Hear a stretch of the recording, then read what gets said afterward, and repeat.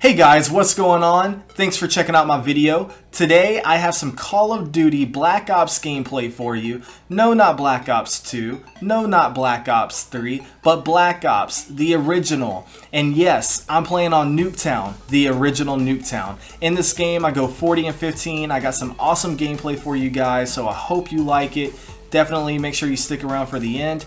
And so today I want to talk about Call of Duty Black Ops and a couple of stories that I got with it, and hopefully it'll be pretty entertaining to you guys. So the other day they announced that Call of Duty Black Ops is officially backwards compatible for the Xbox One. I was at work whenever I first heard about the news, and I instantly got super excited about this news. I couldn't wait to get off work, go home, and start playing some Call of Duty Black Ops. But the problem is, or the problem was I should say, is that I didn't have a copy of the game. And you might say, how did you not have a copy of the game? Well, funny story. I used to work at Best Buy, and when this game came out, I was working at Best Buy, and when this game came out, I was primarily a Halo player. I wasn't really a Call of Duty player by any means at all. If I did play Call of Duty, it was only to play it, you know, casually and just to spend some time with my friends. It really had nothing to do about me actually enjoying the game. And so, like, I never cared about stats. I didn't care about winning. I didn't care about my KD. Like, I was just a super casual, nonchalant Call of Duty player. Didn't care. Really didn't care.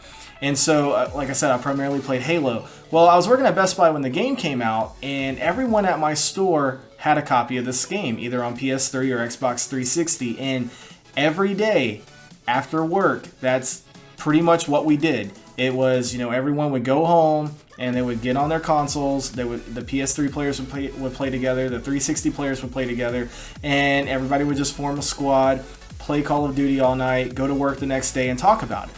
And I didn't play all the time with them, but when I did play, you know, I pretty much had a fairly decent time with them. We didn't really lose a whole lot. We primarily won almost any game that we played just because we had, you know, a whole squad and everyone had mics and we communicated and called things out. So it was pretty cool, but again, back then I wasn't really a Call of Duty player, so I sucked. I sucked hard at the game. I was pretty much the worst at the game at the store. I went negative more often than not. The other day when I got this game back and I installed it, I instantly started laughing at myself. I never even made it to first prestige in this game. I think I was like 44 or 45 whenever I first started playing again. And my KD and the rest of my stats were just absolutely atrocious. I mean, very laughable. And no, whenever I do hit first prestige, I don't plan on doing a fresh restart or starting over. Actually, I don't even know if that's an option in this game. But I don't plan on starting over with a new account or anything like that. I'm just going to improve upon my previous stats and, you know, just play really well. And my stats should go up really quickly just because they were so bad before. But anyway, I didn't play the game long. Obviously, I never made it the first prestige. So I quickly, after like a month or two, maybe 3 months, traded it in, and I can't remember what I traded it in for, but I traded it in, and I just stuck with Halo because I was a Halo guy. And I remember saying that I was never really the biggest fan of the game, primarily because, you know, I wasn't really a Call of Duty player, but also because, you know, I didn't really like the tone of the game and the time period that it took place in and things like that. But now that I'm older and I'm more mature and I have way more experience on Call of Duty games and first-person shooters in general, and now I'm actually a true Call of Duty fan, I can go back on this game and I can realize how awesome of a game this really was. And it still is. It's still a super awesome game. It was an awesome game at the time. It's an awesome game now. And I realize that now. And it also helps that I also realize how you know, horrible some of the Call of Duties are today, you know? I mean, Call of Duty Ghosts I actually thought was a pretty decent game. No, by no means at all was it great or perfect. It definitely had its flaws, but I definitely don't think it was as bad as everyone else makes it out to be. I actually think it's a little underrated in some areas. I really do. But Call of Duty Ghosts was probably the last really okay game that we had. You know, I mean, now we got Black Ops 3 and we got Advanced Warfare, and I mean, yeah, I like Black Ops 3, but I don't love it by any means at all, and I hated Advanced Warfare. And you know, everything is like futuristic and going to space and jumping off walls and all this other stuff, and the community just doesn't want it. And so to be able to go back and play a game that is boots on the ground, man, that is just, what an awesome feeling. What an absolute awesome feeling. And ever since Xbox backwards compatibility program has been around, there hasn't been a single Call of Duty game released on it. And so when this was announced the other day, even though at the time it wasn't my favorite Call of Duty, you know, I was still super excited because it's boots on the ground, and I'm a Call of Duty player now, whereas before I wasn't a Call of Duty player. So I was definitely looking forward to getting on here, stretching my legs, and just, you know, seeing how well that I could do at the game. And so far I've been doing pretty well at the game, and me and my friend, we've been playing it a whole lot, and we've both been having a good time. We've been doing well. This game is so nostalgic for us. The music, just everything about this game. And that's another thing I want to talk about, the music.